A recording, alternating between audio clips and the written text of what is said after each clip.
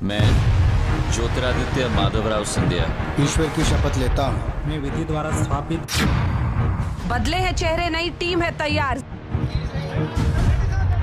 पूरी लगन से, पूरी निष्ठा से और पूरी क्षमता से इस जिम्मेदारी को निभाने की मैं कोशिश करूंगा। जो मैं विश्वास उनका मैं पालूंगा, ऐसा काम करने की मैं कोशिश पूरी तरह से करूंगा। डिस्ट्रीब्यूशन को डी लाइसेंस करने का जिम्मेदारी है, बड़ी चुनौतियां हजार। आदरणीय मोदी जी के नेतृत्व में हम सभी काम कर रहे हैं। नए नायकों पर टिकी है नजर। मैं माननीय प्रधानमंत्री जी को धन्यवाद देता हूं, हृदय से धन्यवाद देता हूं कि इतनी बड़ी जिम्मेदारी दी है देश की सेवा करने की। कैसे रुकेगा कोरोना का कहर? स्वास्थ्य मंत्री के रूप में प्रधानमंत्री जी की अपेक्षा के अनुसार मैं काम करने की कोशिश करूंगा। कैसे काबू में आएंगे तेल के दाम?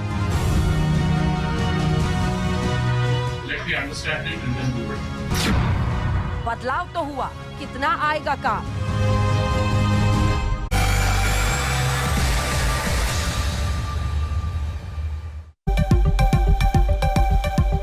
नमस्कार, आप देख रहे हैं हल्ला बोल। आपके साथ मैं हूं अंजना ओम कश्यप। बदले बदले से सरकार नजर आते हैं। पुराने गए, नए मंत्री आए, जिन्हें नई जिम्मेदारियां मिली, उन्होंने कामकाज शुरू कर दिया है।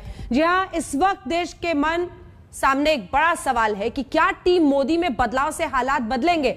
सवाल इससे बड़ा है कि चुनौतियां बड़ी हैं। चुनौती कोरोना की दूसरी लहर को काबू में करने की है, तीसरी लहर को रोकने की है। तो चुनौती पेट्रोल डीजल के बेकाबू होते दाम पर भी काबू पाने की है। चुनौती छात्रों के भविष्य को लेकर भी है। चुनौती सोशल मीडिया प्लेटफॉर्म्स को लेकर भी है। ट्विटर को लेकर दो हाथ नए आईटी मंत्री को करना होगा। एक बार जल्दी से अपनी रिपोर्ट दिखाने के पहले आपका परिचय खास मेहमानों से करा दे। गौरव भाटिया और सुप्रिया श्रीनेत होंगे आज टक्कर में आमने सामने। लेकिन उससे पहले जरा आपको दिखा देते हैं मंत्रियों के चेहरे। जरा आप भी समझ लीजिए कि जो गए हैं पुराने और जो आए हैं नए, उनका चेहरा कैसे बदलेगा और चेहरे के साथ क्या परफॉर्मेंस भी बदलेगी। तो सबसे पहले हम आपको दिखा देते हैं, यहां पर स्वास्थ्य मंत्रालय सबसे बड़ी चुनौती है। स्वास्थ्य मंत्रालय, मनसुख मंडाविया नए हैं, डॉक्टर हर्षवर्धन यहां से चले गए हैं। अब हम कानून मंत्रालय आपको दिखा रहे हैं, रविशंकर प्रसाद थे, अब किरण रिजिजू आ गए हैं। पुराने गए हैं तो एक नई चुनौती का सामना करना है, क्योंकि कई सारे ऐसे विवादित कानून है जिन पर बड़ा आईएनबी। अब प्रकाश जावड़ेकर की जगह अनुराग ठाकुर उसे संभालेंगे।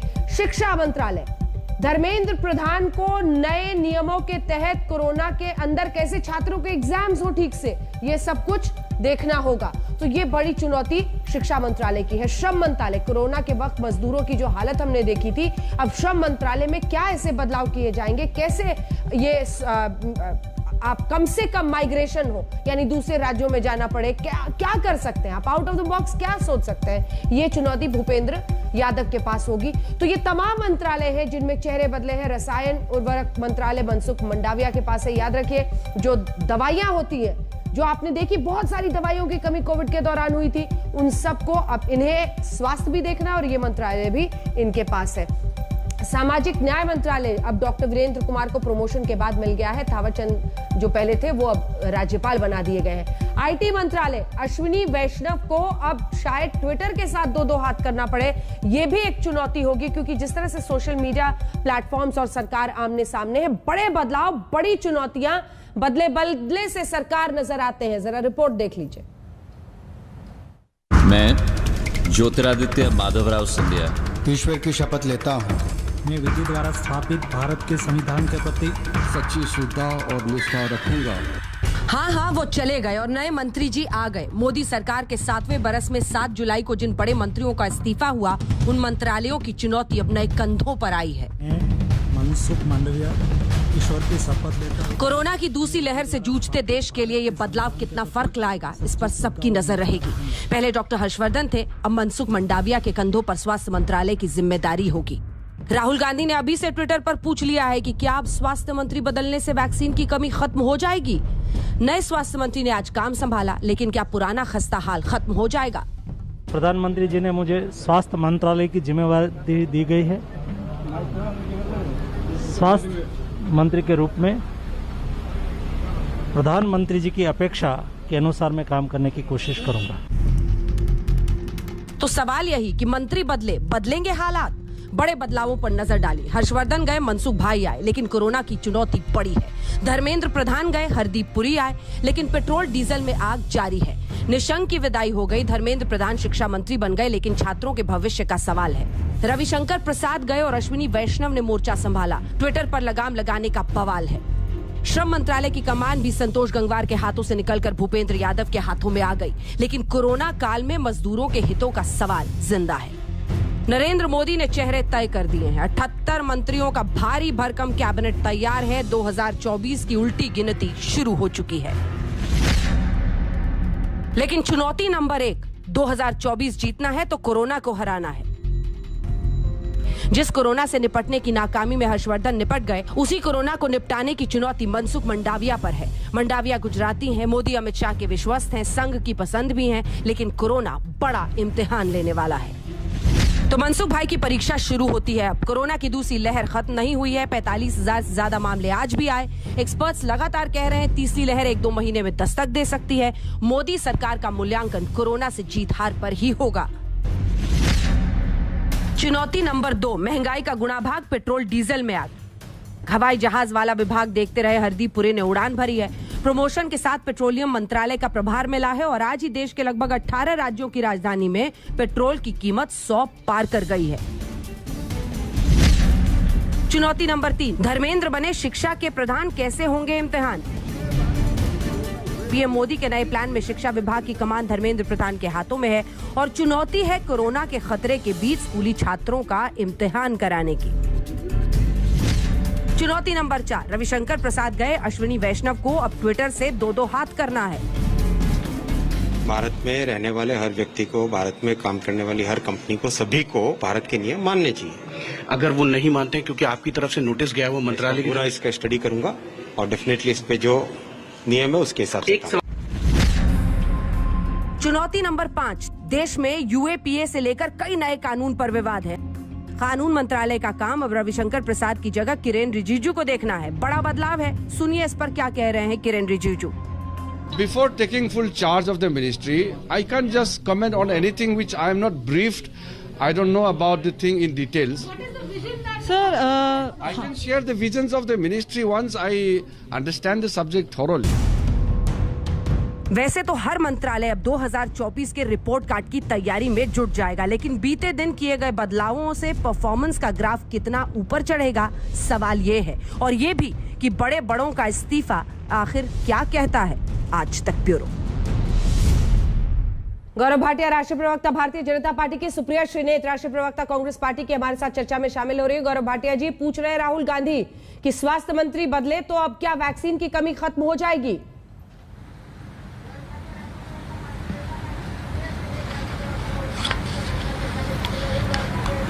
नहीं, जब कांग्रेस पार्टी के अध्यक्ष या अध्यक्ष बदलते हैं, कांग्रेस पार्टी का डूबना खत्म हो जाता है क्या अंजना जी? आप कहिए।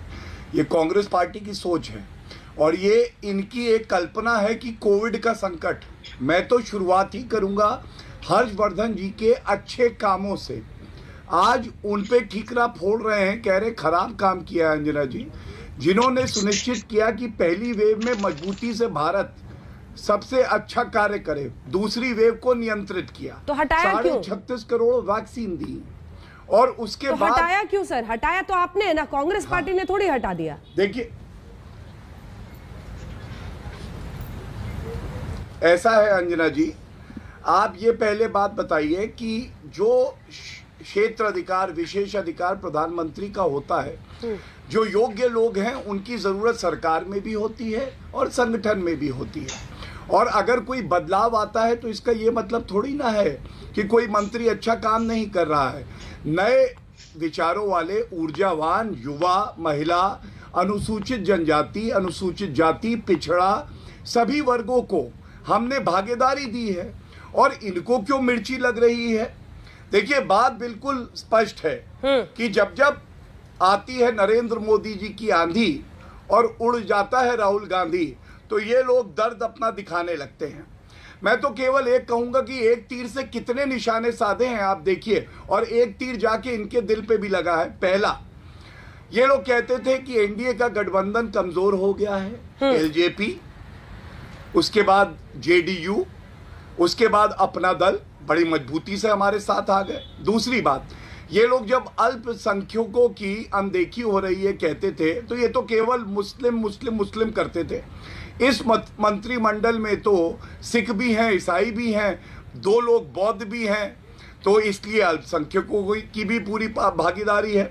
उसके बाद ये लोग कहते थे कि जो ताकत है उसका पूरी तरह से सेंट्रलाइज्ड है, केंद्रीकरण हो रखा है। अब हमने जो विस्तार किया है तो ये अपने आप में दिखाता है कि नई ऊर्जा, नए विचारों वाले लोग आ रहे हैं। और रणदीप सुरजेवाला जी का एक मैंने ट्वीट देखा अंजना जी, वो कह रहे थे कि खराबी इंजन में है, डिब्बे बदल रहे हैं। यही बात तो हम कांग्रेस के लिए कहते हैं, खराबी तो कोच फैक्ट्री में है गांधी परिवार की, जो डिब्बे निकल रहे हैं वो डिफेक्टिव हैं। आप जब तक कि इंजन और डिब्बे इस कोच फैक्ट्री गांधी परिवार की लाएंगे, आपका कुछ नहीं हो पाएगा। और एक बात बड़े गर्व से कहता हूं, लीडर क्या होता है अंजना जी? लीडर वो होता है जो बड़ी मजबूती से निर्णय ले सके। नरेंद्र मोदी जी ने दिखाया कि कैसे निर्णय वो लेते हैं और भारत की जनता के हित में। मनमोहन सिंह जी तो 10 जनपद फाइल लेके जाते थे, सोनिया गांधी जी जब तक स्वीकृति नहीं देती थी तब तक बदलाव नहीं होता था। और कुछ तथाकथित पत्रकार हैं अंजना जी, वो तय करते थे कि पोर्टफोलियो किसको दिया जाएगा। राडिया टेप सुनिए। और तीसरी बात, वो मनमोहन सिंह जी बेचारे अपने प्रधानमंत्री कार्यालय में नियुक्ति नहीं कर पाते थे, तो मंत्रियों की नियुक्ति क्या करेंगे, इसीलिए इनको आज मिर्ची लगी। सुप्रिया जी आपकी परेशानियां गिनाई उन्होंने अंत में, लेकिन वो कह रहे हैं कि बड़े फैसले लिए हैं और उम्मीद आखिरकार जवाबदेही प्रधानमंत्री की होगी और उनका प्रोरोगेटिव है, अपना उन्होंने कैबिनेट चुना है। अंजना जी, सबसे पहले तो जिन लोगों को भी आज ये नई जिम्मेदारी दी गई है, जो भी आज मंत्री पद की शपथ लेकर अपने कार्यभार संभाला है, उन सबको मेरी ओर से बधाइयां हैं, शुभकामनाएं हैं कि वो पूरी कर्तव्य निष्ठा से काम करें। हम खुश हैं उनकी उन्नति देखकर। लेकिन आपके शो का टाइटल है बदले बदले से सरकार नजर आते हैं। जहां तक मेरी याद है, ये शकील बदायूनी जी की लाइन है चौधरी का चांद में, और इसकी अगली लाइन अंजना जी ज्यादा पते की है। इसकी अगली लाइन है, बदले बदले से सरकार नजर आते हैं, घर की बर्बादी के आसार नजर आते हैं, जहां से लान उठाई गई।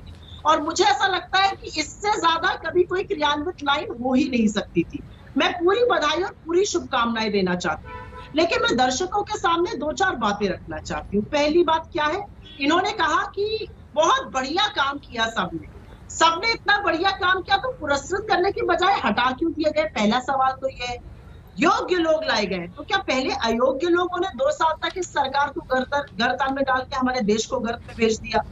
दूसरी बात इन्होंने कही, और ये इंटरेस्टिंग बात है क्योंकि इस पर मैं जरूर कुछ कहना चाहती हूँ अपनी बात कहने से पहले, पत्रकारों की बात करी। मैं बहुत खुश हूं कि आईएनबी मिनिस्टर बदल गए, क्योंकि आईएनबी मिनिस्टर के कुछ पत्रकार व्हाट्सएप पर जिस भाषा का उनके लिए प्रयोग करते थे वो बड़ी दुखद भाषा है। उनको क्या क्या नहीं कहा जाता था, मूर्ख और क्या क्या नहीं कहते थे। खैर, इस देश में हेल्थ मतलब स्वास्थ्य, शिक्षा, आईएनबी, आईटी, टेलीकॉम, लॉ, ये सब बेडरॉक होते हैं, ये सब नींव होती है गवर्नेंस की, ये सरकार की नींव होती है। इन सब में परिवर्तन आ गया है। आपने हर्षवर्धन जी को और उनके डेप्यूटी को हटाया क्योंकि कुप्रबंधन माना। नेशनल एजुकेशन पॉलिसी जो लाया गया था उसके और उसके डेप्यूटी को भी हटाया गया क्योंकि शिक्षा में दिक्कतें आई, आपने माना। तो दिक्कत की बात यह है कि ठीकरा फोड़ने का काम तो आप कर रहे हैं। हर चीज में चेहरा मोदी जी है। न्यू एजुकेशन पॉलिसी आई, thank you Modi ji, thank you Modi ji. Vaccine लगेगी, थैंक यू मोदी जी। नहीं लगेगी तो हर्षवर्धन जी की वजह से नहीं लग रही। ये सब बातें बेमानी। आज 2 ही सवाल है इस देश के सामने।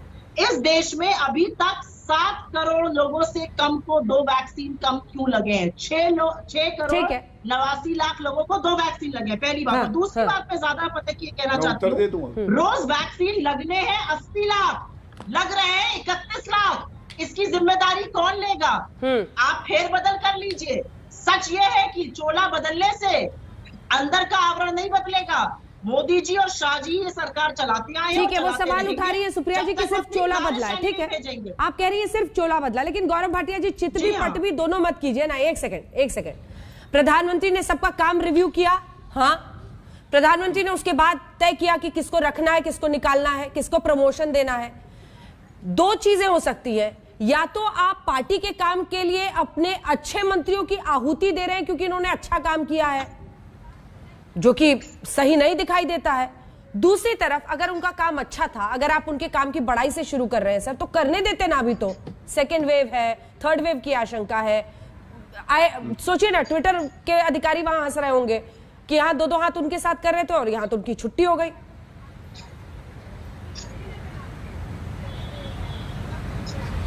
देखिए, क्योंकि एक लाइन कही कांग्रेस की प्रवक्ता ने, तो एक लाइन से पहले मैं भी उत्तर दे दूं। एक गाना है ना अंजना जी, 4 बज गए पार्टी अभी बाकी है, तो उसी को थोड़ा सा संशोधित कर दे कांग्रेस के लिए अंजना जी। 4 ही बज गए पार्टी अभी बाकी है, और बीजेपी कह रही है 300 हो गए, ये तो अभी झांकी है। इसीलिए इनको ईर्ष्या होती है, जलन होती है। और एक एक करके मैं उत्तर दे दूं। सबसे पहले इन्होंने कहा कि बदलाव किया है, इसका मतलब ये मंत्री योग्य नहीं थे। और नींव क्या होती है, नींव की बात करी। हाँ। तो देखिए, अब ये सुनिएगा बड़े ध्यान से।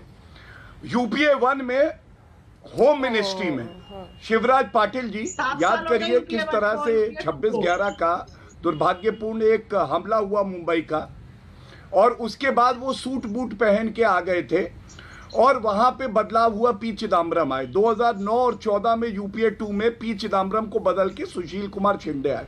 ये तो गृह मंत्रालय। उसके बाद वित्त मंत्रालय पे आते हैं।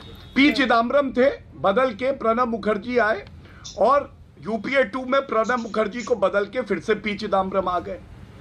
एक्सटर्नल अफेयर नटवर सिंह थे, नटवर सिंह को बदल के मनमोहन सिंह जी ने अपने पास रखा ये, और उसके बाद प्रणब मुखर्जी, और यूपीए 2 में एस.एन. कृष्णा और सलमान खुर्शीद, और डिफेंस में प्रणब दास से ए.के. एंटनी आ गए। इसमें मेरे सवाल का जवाब कहाँ है? मैं उसी का उत्तर दे रहा हूँ। मैं ढूंढो तो जाने वाली प्रक्रिया में चली गई थी कि मैं ढूंढूं आपके कि इसमें मेरा सवाल का जवाब ही दूंगा मैं। मेरे सवाल का जवाब दीजिए ना सर, मेरे सवाल का जवाब दीजिए। कौन सी जादू की छड़ी है मंडाविया साहब के सामने जो डॉक्टर पहले उनके सवाल का भी तो उत्तर देना मेरा ही कर्तव्य है। नहीं सर, फ्लैशबैक में तो रोज ही जाते हैं सर हम लोग। अभी भी मनमोहन सिंह सरकार के ही एक एक काम और एक एक उनके मंत्री की पूरी हिस्ट्री ज्योग्राफी हम लोग को रट गई है। मुझे ये बताइए ना सर कि मनसुख मंडाविया के पास कौन सी जादू की छड़ी है जो डॉक्टर हर्षवर्धन नहीं निकाल पा रहे थे?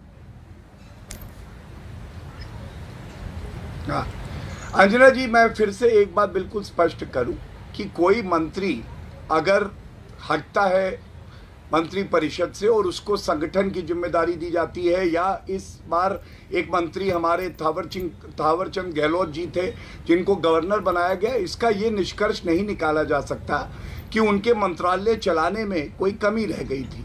बल्कि मैं ये कहूँगा कि जो पार्टी सरकार बनाती है उसकी एक ही उद्देश्य और एक ही लक्ष्य होता है कि कैसे वो संगठन को मजबूत करे, और वही संगठन रात दिन काम करके, जैसे भारतीय जनता पार्टी ने कोविड समय में भी किया, सरकार को भी मजबूती दे और सरकार जनता की सेवा करे।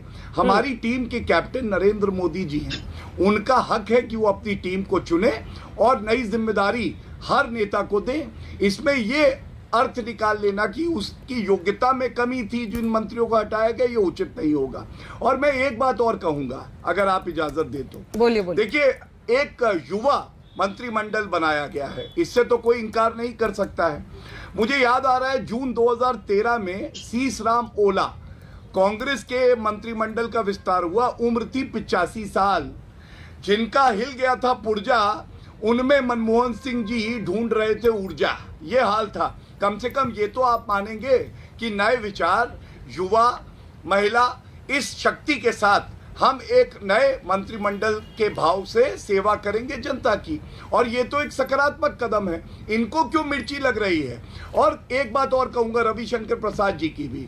आपको मालूम है इंटरमीडिएरी रूल्स लाना, डायरेक्ट बेनिफिट ट्रांसफर, जिससे कि 1,20,000 करोड़ रुपए बचा है, ये रविशंकर प्रसाद जी की जो आधार की, जनधन अकाउंट की और मोबाइल की ट्रिनिटी थी, उसने किया है। मैं आपको हर मंत्री की उपलब्धियां बता सकता हूं, लेकिन अगर प्रधानमंत्री जी को लगता है कि नए चेहरों की आवश्यकता है, नई ऊर्जा, नई सोच के साथ बदलाव की आवश्यकता है, अंत में जनता का हित सर्वोपरि है हमारे लिए, और उसी लक्ष्य से ये निर्णय तो जनता का हित नहीं देख पा रहे थे रविशंकर प्रसाद और डॉक्टर हर्षवर्धन पोखरियाल साहब?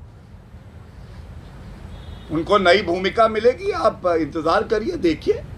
नहीं सर, अभी कंफ्यूजन दूर नहीं हुआ है। सुप्रिया जी थोड़ा सा रुक जाइएगा, मैं कंफ्यूज हूँ सर, मेरी ऑडियंस भी कंफ्यूज होगी।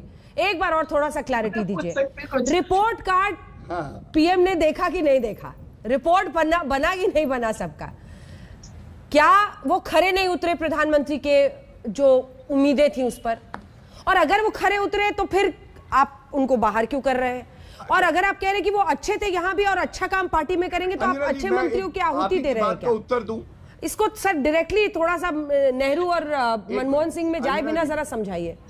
मैं डायरेक्टली कोशिश करता हूं आपको समझाने की। ठीक है, देखिए, तर्क अगर आप समझे और आपको तो जानकारी रहती है, क्या कहा गया कि स्वास्थ्य मंत्रालय में हर्षवर्धन जी ने अच्छा काम नहीं किया, यही कहा गया ना, इसलिए उनको बदला गया। तो मैं केवल ये पूछूंगा कि सबसे ज्यादा बदहाल कोविड के समय में अंजना जी किस प्रदेश का है? मैं आपको आज का आंकड़ा दूं, 24 घंटे में उत्तर प्रदेश में 116 मामले हैं, महाराष्ट्र में करीब 10,000 मामले हैं। इस लिहाज से तो महाराष्ट्र के मुख्यमंत्री और कांग्रेस के जितने मंत्री हैं उनको या तो इस्तीफा दे देना चाहिए या हटा देना चाहिए। गौरव जी टेक 3 हुआ नहीं। गौरव जी टेक 3 है सवाल पूछने का, टेक 3 शायद इस बार सही जवाब मिल जाए। वो टेक आप जितने भी लें उत्तर वही रहेगा, वही घुमाइएगा, वही मिला है ना आज। राहुल गांधी समझा है क्या आपने? टेक बार बार आप लेती रहेंगी, उत्तर वही रहेगा अंजना जी। इस्तीफा क्यों लिया गया? राहुल गांधी को कई टेक की जरूरत पड़ती है। चलिए टेक 3, इस्तीफा क्यों लिया गया?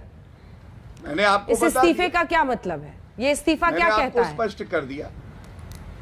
इस इस्तीफे का मतलब ये है, एक तो हर किसी की भागीदारी हो मंत्रिमंडल में, 1, 2 वो लोग नई ऊर्जा, नए अपने विचारों से सेवा कर सके जनता की। तीसरा, प्रधानमंत्री जी का ये विशेष अधिकार है कि वो किसको सम्मिलित करें। अगर पोर्टफोलियो बदलते हैं या मंत्रिमंडल का विस्तार होता है, ये किसी मंत्री जो बाहर जाता है उसका रिपोर्ट कार्ड नहीं होता है। मैंने आपको 3 उत्तर दिए। टेक 4 करेंगी तो भी कोशिश करूंगा, 1-2 और इसमें आऊंगी सर। टेक 4 टेक 5 अभी चलेगा। सुप्रिया जी जल्दी से आपके पास आते हुए, सूप तो सूप छलनी भी पूछे जिसमें 72 छेद। अब कांग्रेस पार्टी की तो पूरी यूपी के आप तो उस वक्त बतौर रिपोर्टर जर्नलिस्ट कवर करती रहती थी, ऐसे ऐसे बम गिरते थे, फला मंत्री ने ये कर दिया, जिसके रिश्ते अच्छे हैं वो मंत्री पद में है, वहां से वो लीक हो रहा है, यहां से ये लीक हो रहा है। इसीलिए कहावत बोली, सूप छलनी भी बोले जिसमें 72 छेद। अंजना जी, मैंने अपने शो की शुरुआत ही शकील बदायूनी जी की सेकंड लाइन से करी थी। घर की बर्बादी के आसार नजर आते हैं, बदले बदले से सरकार नजर आते हैं, चौधरी के चांद की वो लाइन। खैर, मैं एक बात आपसे कहूंगी, समझ में नहीं आता हम 2021 में है या 2014 में है। 7 साल हो गए, सवाल पूछो तो 2014 नहीं तो नेहरू जी में पहुंच जाते हैं। अपनी जिम्मेदारी कब लेंगे, ये तो सवाल बनेगा ही ना, पूछा तो जाएगा आपसे। और मैं एक चीज और पूछना चाह रही थी बड़ी ही विनम्रता से। हम अपने बच्चों को जब बड़ा करते हैं तो उनसे कहते हैं बहुत मेहनत से काम करना, लगन से काम करना, ईमानदारी से काम करना, जिससे उन्नति मिले। जब किसी की नौकरी लगती तो कहते हैं बड़ी ईमानदारी से काम करना, आपको प्रमोशन मिलेगा। यहाँ पर तो ईमानदारी, और अगर इनकी बात मान ली जाए तो बड़ी ईमानदारी, बहुत बढ़िया काम करने के बाद गेट आउट हो गया है। तो मैं समझ नहीं पा रही हूँ कि अपनी बनाई हुई जलेबी में जब प्रवक्ता उलझते हैं तो कभी कभी सत्य स्वीकार कर लेना चाहिए कि हाँ, कोरोना कुप्रबंधन के चलते मोदी जी खुश नहीं थे, मोदी जी खुद तो जिम्मेदारी स्वीकारेंगे नहीं, ठीक रहा, वहां फोड़ना था वहां फोड़ दिया गया। रमेश पोखरियाल जी के साथ भी ये हुआ। अब मैं अगर इनकी 2 मिनट बात मान भी लूं कि रविशंकर जी को, जावड़ेकर जी को, हर्षवर्धन जी को बड़ी जिम्मेदारी मिलने वाली है, उनके डेप्यूटी मिनिस्टर्स को क्यों हटा दिया गया? उनको भी सबको बड़ी जिम्मेदारी मिलने वाली है, ये भी सवाल बनता है। मैं एक चीज जरूर कहना चाह रही हूँ, और ये कहने की बात इसलिए है क्योंकि कुछ चीजें इलेक्शंस को देखकर, जो कि सोशल इंजीनियरिंग जिसको आप लोग बोलते हैं, जो कि घोर जातिवाद की बातें भाजपा करती है, वो है। तो कहीं पर मोदी जी को अपना वोट बैंक भी खिसकता लग रहा है। उनको लग रहा है उनके अकेले की बस की बात है नहीं, अब वो फैक्टर रहा नहीं, तो ये समीकरण भी करने जरूरी थे। सत्य तो ये है कि अगर मंत्री जो आज गए हैं अपने मंत्रालयों में, ईश्वर से प्रार्थना करती हूँ वो सफल हो। कौन नहीं चाहेगा हमारी सरकार सफल हो, लेकिन मैं ये भी प्रार्थना करती हूँ वो देखें कि जिन्होंने ट्रोलिंग का काम किया उनका हश्र क्या हुआ। लालू प्रसाद यादव से लेकर जितने रेल मंत्री बने यूपीए सरकार में, वो अपनी क्षमता की वजह से बने थे, या यही वो समीकरण था जिसको आप लोग साध रहे थे उस समय? ये तो तमाम पार्टियों की सच्चाई है ना सुप्रिया। हमारी तो, हाँ बिल्कुल, मैं आपको बताऊंगी इसका जवाब। हमारी तो कोalition सरकार थी, रेलवे तब बहुत जरूरी था क्योंकि रेलवे आम आदमी का चलने का जरिया था। रेलवे का तो उन्होंने बंटाधार कर दिया कि उसको बेचना चाहते हैं, उसका निजीकरण करना चाहते हैं। रेलवे एलाइंस के पास ही जाता था, कभी सरकार, कभी मेन पार्टी के पास आता ही नहीं था। रेवड़ी बना के रख दिया था ना आपने रेलवे को, रेवड़ी बन के रह गया था। अंजना जी, अरे रेलवे मंत्रालय रेवड़ी बन के रह गया था। गठबंधन की पार्टियां खासतौर पर बिहार से जितने आते थे उनको मनाने के लिए यही मंत्रालय एक सूट करता था। उनके लिए बहुत बड़ी चीज रेवड़ी बनकर रह गया था। एक ब्रेक के लिए रुकना पड़ रहा है मुझे, एक ब्रेक के लिए रुकना पड़ रहा है। मैं लौट रही हूँ। जो सरकार की कोशिशें हैं, टेक्नोक्रेट्स बाबू बहुत सारे इस बार लाए गए जिन्हें कहा जाता है आम भाषा में, क्या इससे तस्वीर बदलेगी? यहीं से चर्चा की शुरुआत करेंगे और इसका जवाब भी गौरव भाटिया जी से लेंगे। टेक 5 होगा मेरे उस सवाल का गौरव भाटिया जी। आइए चर्चा की शुरुआत करते हैं। गौरव भाटिया जी देखिए, आज 18 राज्यों की राजधानियों में पेट्रोल की कीमत सेंचुरी पार है। यहां पर भी जादू की छड़ी चाहिए होगी।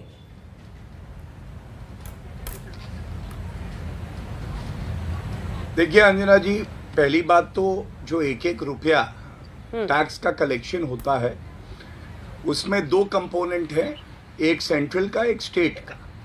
सेंट्रल गवर्नमेंट और भाजपा शासित जो प्रदेश राज्य हैं उसका एक एक रुपया वापस जनता की सेवा के लिए ही जाता है। और गंगानगर राजस्थान में है, 111 रुपए वहाँ पेट्रोल की कीमत है।